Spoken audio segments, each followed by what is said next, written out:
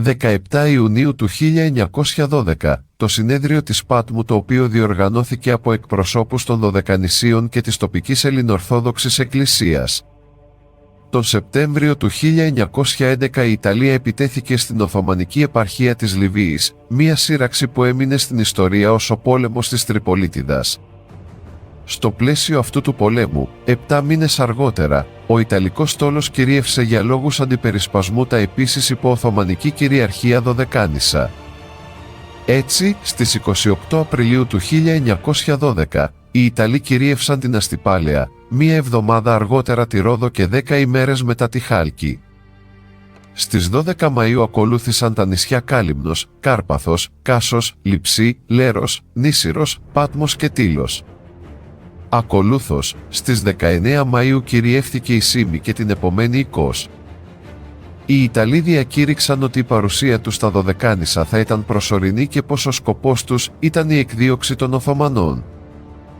Οι Δωδεκανήσιοι πίστηκαν από τα λεγόμενα των Ιταλών και τους υποδέχτηκαν σαν απελευθερωτές. Έτσι, αποφασίστηκε η συγκρότηση ενός συνεδρίου από όλους τους εκπροσώπους των Δωδεκανησίων με τη συμμετοχή και της τοπικής ιεραρχίας. Το συνέδριο αυτό πραγματοποιήθηκε στη Μονή Ιωάννου του Θεολόγου στην Πάτμο. Εκεί διακηρύχθηκε άμεσα και παμψηφή η επιθυμία των Δωδεκανησίων για ένωσή τους με το ελληνικό κράτος και η πολιτεία της Δωδεκανήσου μετονομάστηκε σε πολιτεία του Αιγαίου.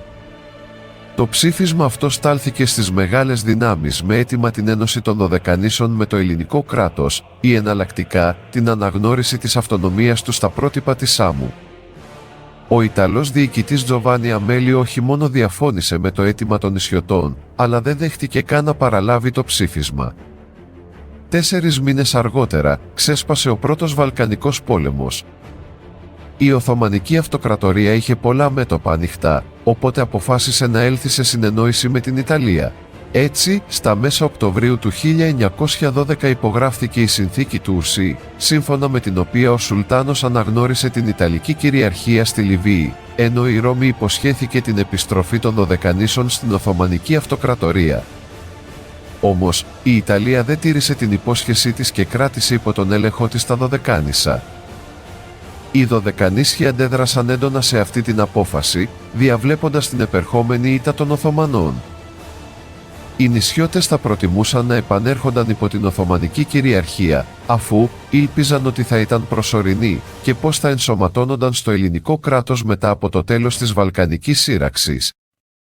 Οι Ιταλοί, όμως, προέβησαν σε ιδιαίτερα σκληρά αντίπεινα προς τους Δωδεκανήσιους, ενώ μετά την ήττα της Οθωμανικής Αυτοκρατορίας στους Βαλκανικούς πολέμους, ο Σουλτάνος ήταν αδύναμος να διεκδικήσει τα Δωδεκάνησα. Λίγους μήνες αργότερα, ξέσπασε ο Πρώτος Παγκόσμιος Πόλεμος και η Ιταλία, αν και ήταν παραδοσιακά σύμμαχος με τη Γερμανία και την Αυστρία από την εποχή της Τριπλής Συμμαχίας του 1882, τελικώς συντάχθηκε με τις δυνάμεις της Αντάντ το 1915. Το αντάλλαγμα για την ένταξή της στη συμμαχία ήταν μεταξύ άλλων, η αναγνώριση της κυριαρχίας της επί των Δωδεκανήσων. Κατόπιν τούτων, η Ιταλία κήρυξε τον πόλεμο στην Οθωμανική Αυτοκρατορία για μία ακόμα φορά, αφού η τελευταία είχε συνταχθεί με τις κεντρικές δυνάμεις από το 1914. Την Ιταλική παρουσία στα Δωδεκάνησα προσπάθησαν να μιμηθούν και οι Γάλλοι, οι οποίοι κυρίευσαν το στρατηγικής σημασίας Καστελόριζο στα τέλη του 1915. Μετά τη λήξη του Πρώτου Παγκοσμίου Πολέμου, η Αθήνα και η Ρώμη, που ήταν τυπικά σύμμαχοι, συμφώνησαν όπως τα Δωδεκάνησα προσαρτηθούν στο ελληνικό κράτος. Εξαίρεση θα αποτελούσε η Ρόδος, η οποία θα παρέμενε υπό την Ιταλική κυριαρχία. Αυτή η απόφαση επικυρώθηκε με το Σύμφωνο Βενιζέλου Τιτώνη που υπογράφθηκε στις 29 Ιουλίου του 1919. Ωστόσο, για μία ακόμη φορά, η Ρώμη δεν τήρησε τα συμπεφωνημένα και κατήγγειλε το Σύμφωνο Βενιζέλου Τιτώνη έναν χρόνο μετά από τη σύναψή του.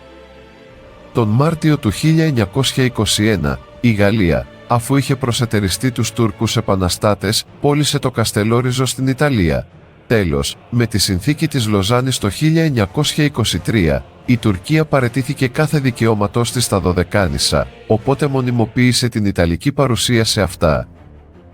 Από την πρώτη στιγμή της Ιταλικής παρουσίας στα Δωδεκάνησα, διαφάνηκε η πρόθεση της Ρώμης να δημιουργήσει ένα απικιακό καθεστώς που θα εκρίζωνε κάθε τι που θα θύμιζε την εθνική καταγωγή των νησιωτών. Το πιο απογοητευτικό ήταν ότι η δράση των Ιταλών στα Δωδεκάνησα είχε την ανοχή όλων των υπολείπων δυνάμεων, διότι οι τελευταίες δεν ήθελαν να χάσουν έναν επιρρεπή σύμμαχο σε μια κρίσιμη για εκείνες περίοδο. Η πολιτική της Ιταλίας στα Δωδεκάνησα μπορεί να παρομοιαστεί με εκείνη των Βουλγάρων στη Μακεδονία και τη Θράκη, δηλαδή όπως οι τελευταίοι προσπάθησαν βία να εκβουλγαρίσουν τους πληθυσμούς της Μακεδονίας και της Θράκης, αντιστοίχως και οι Ιταλοί επεχείρησαν τον εξιταλισμό των Δωδεκανησίων. Η διαφορά ήταν ότι οι Ιταλοί προσπάθησαν να δημιουργήσουν ευρωπαϊκές υποδομές, ενώ οι Βούλγαροι προέβησαν σε εκαθαρίσεις και καταστροφές.